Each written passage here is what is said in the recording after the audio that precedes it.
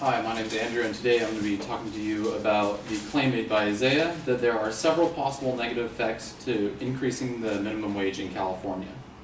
His secondary claims include the minimum wage will create setbacks in unemployment, for employment, and an increase in unemployment. The increase of minimum wage in California can possibly dissuade potential business owners from starting businesses. And finally, teens and college graduates will find it increasingly difficult to find jobs due to increased minimum wage. Now, I will be responding to each of these points in order. My first response to his claim is that the increased minimum wage will, in fact, have no adverse effects on employment. In a study from the Center of Economic and Policy Research, the minimum wage was increased in 13 states in 2013. Now, from August 2013 to May of 2015, 12 of these states experienced positive economic growth. Now, that means that if the increase in minimum wage were to have a negative effect, there would be no positive growth. So that counteracts his point. Also, in a study published from UC Berkeley in 2010, it was found that from 1990 to 2006, those contiguous counties, so that means counties that are contacting each other between state borders, which had different minimum wages, so between Alabama and its bordering state, which had different minimum wages at the time, there was no adverse effects in employment, meaning that on both sides of the border, one state which increased minimum wage did not have a lower amount of unemployment, or a lower amount of employment. This study also went on to further state that most studies focused on the national minimum wage, such as those cited by Isaiah, do not account for local economic differences and in result draw conclusions based off of incorrect data. For my next counterclaim, paying workers higher wages will result in far smaller costs to potential business owners than are predicted by Isaiah. Now, John Schmidt, a senior economist at the Center for Economic and Policy Research in Washington, D.C., found that 90% of fast food restaurant employees in Georgia and Alabama plan to respond to increases in wage by increasing their production. So that means that if you increase your wage given to your employees, they will in turn provide more production and more efficiency. Furthermore, the Harvard Business Review was stated that Costco pays their workers an average of $17 an hour, while Walmart pays an average of $9.86 an hour. The turnover at Walmart, which is the amount of the amount of customers which do not return 1 year later, is 44%. So that means 44% of their current workers do not return the next year. Now, at Costco, that turnover is only 17%. Now, according to the Harvard Business Review, the cost for replacing a worker who leaves, so which is part of that turnover rate, is around 2 times the worker's annual salary. So as a result of this, Walmart's total annual cost for employee turnover is $612 million, while Costco's is only $244 million, meaning that although you're paying your workers more, they're staying at the jobs longer, which means that you get more of a return on your investment in the sense that you are training these workers. Now, for my last claim, there is a lack of causality between an increase in minimum wages and an increase in teen unemployment. In a different UC Berkeley study from 2011, this study accounted for differences in local employment patterns, and it was found that teen unemployment patterns do not correlate to increases in minimum wage.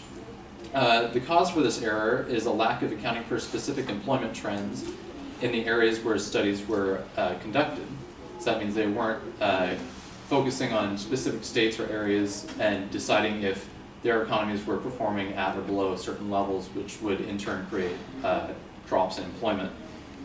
A report from J.P. Morgan Chase stated that the impacts of the economic recession that we experienced in 2008 left many employees reluctant to hire, and when they did hire, they wanted to fill positions that historically had been filled with teenagers with more experienced and highly qualified applicants who had been displaced from their jobs.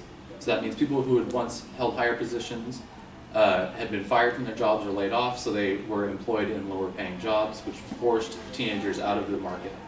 So this means that teenagers and low-skilled workers are unappealing to employers during recessions, It's no result of them being paid more or less due to unemployment that forces them out. It's the fact that because they are unskilled, they are not appealing. So today I've covered why the increase in minimum wage will have no adverse effects on employment, why paying workers high wages is smaller in cost to potential business owners, and finally there's a lack of causality between an increase in minimum wage and teen unemployment. Thank you.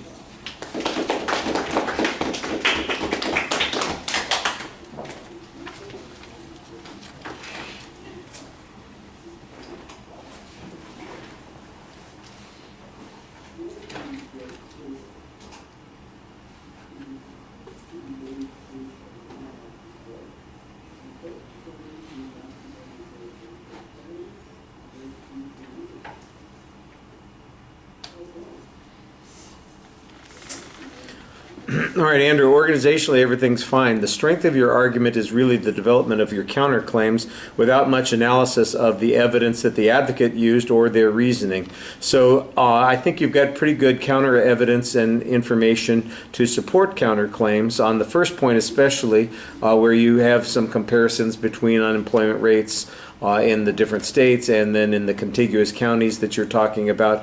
I thought that that's an interesting point. It does offer a alternative explanation, or excuse me, an alternative conclusion.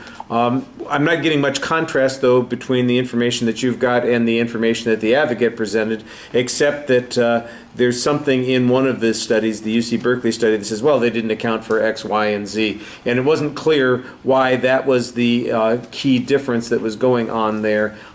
You kind of have an explanation, but I didn't think that it was very clearly explained. In fact, the whole argument about why they haven't accounted for local differences seems to be more an argument applicable to why states should be able to set their own minimum wages rather than having a national minimum wage at the rate that is being talked about here. On your second point, I thought that you did a good job trying to explain what the cost impact would be. That, of course, is definitely significant for large employers like the ones that you mentioned, Costco and Walmart, I think it was, in that particular situation. I thought that that was an interesting point. And the idea that you're going to increase productivity of the employees that you have as a way of addressing that particular issue, again, I think that that's kind of an expectation. Well, since I'm keeping you on the job, I expect you to work more effectively. That's a consequence to somebody, but it's not necessarily a consequence that results in unemployment, and that seems to be the argument that's being discussed here. So I thought that you had a good response on that. And again, I don't think there's much of a contrast being provided to what the advocate's evidence and reasoning was, but I thought you had a very good counterclaim on that particular point. On your third point, I don't think that your point comes across very clearly. It sounds like there's not a desire for unskilled workers in times when other skilled workers are available. I would assume that that's true, but why that's related to the minimum wage is not quite clear. Man, I thought my announcement was annoying. That was loud. All right. So I'm sure there's an application here, and again, I think there's not much contrast to what the advocates talked about. There's not really a discussion of whether or not the advocate reasoned well, whether or not their evidence is reliable. It's mostly counterclaim on most of these arguments. You have good counterclaims on all of those points, though. All right, thank you. Stop. Reset. There we go.